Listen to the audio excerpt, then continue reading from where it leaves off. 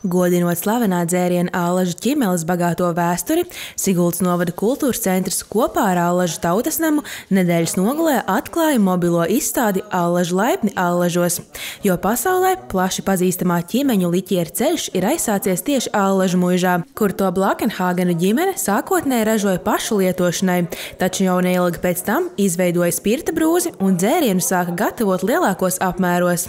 Parasti Allažus saista uzreiz pirmo ar Allažu ķimeli. Un Allažu ķimelim šogad svinam 200 gadu jubileju. Tas ir produkts, kas pārdzīvojis visādus vēstures sarežģītus laikus un tomēr ir izdzīvojis. Un ne tikai izdzīvojis, bet arī gājis plašumā, un tā tas notiek vēl šodien. Un tāpēc ir tā interesanti, ka kāds produkts var tik ilgi noturēties apritē. Acīm redzot, viņā ir kaut kāds noslēpums vai kaut kāda intriga, kas viņu tur tā pie dzīvības. Ekspozīcijas telpiskais izvietojums un tematisko plakņu savstarpējā saspēle ir nozīmīgs Rēņa Suhānova devums.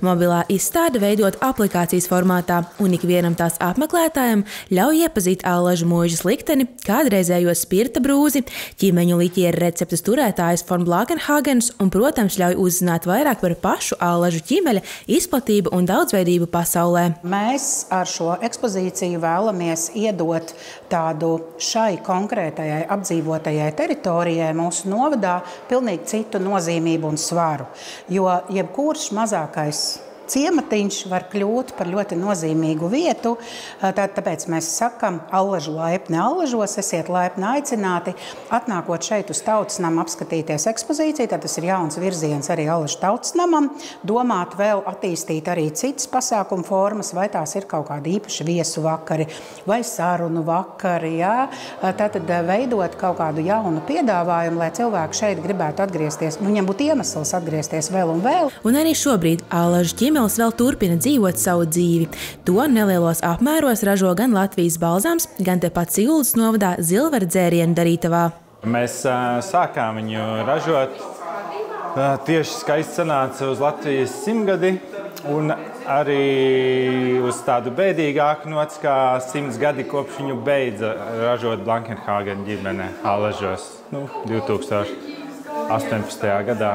Sākām. Allažu ķimeles ļoti atšķiras no parasta ķimeļa.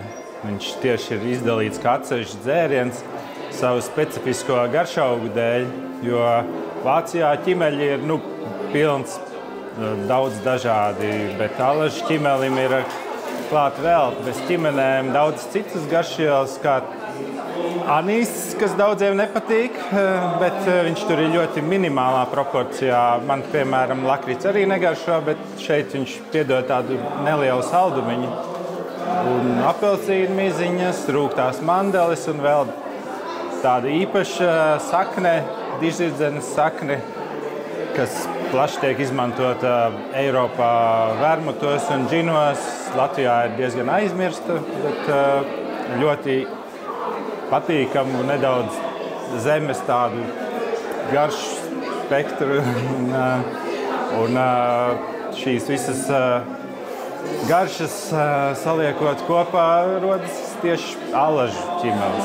Ekspozīcijas saturs veidots izmantojot kultūrvides pētnieces Dainavītes Bērziņas pētījumu, Siguldas novada Allažu pagasta bibliotēkas materiālus, dzērienu darītavas Zilvera informāciju, Herberta von Blakenhāgena grāmatu Pasaules vēstures malā un citus.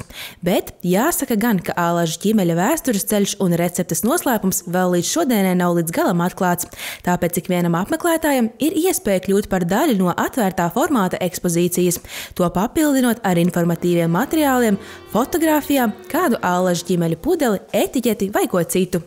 Savukārt šobrīd pieejamo ekspozīciju iespējams apmeklēt gan individuāli, gan grupās, otrdienās, trešdienās un ceturtdienās, vizīti iepriekš piesakot. Keita Loreta Kronberga, Emvats Mosakovskis, RTV.